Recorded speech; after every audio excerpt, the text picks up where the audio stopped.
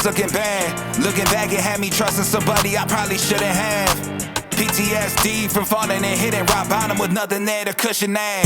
Last time you reached out, I ain't read the message. Leave it to karma to respond when you least expect it. Everything I said, I felt the need to mention. When facts seem offensive, it's hard to ease attention. I'm just thinking out loud and think about how the vibe changed quicker than 1,000,000 miles an hour. I felt bad for whatever I said, but whatever's dead, I hope I see you never again. It could've been me in the suit, but you had your cake and you eating it too. Fuck, you never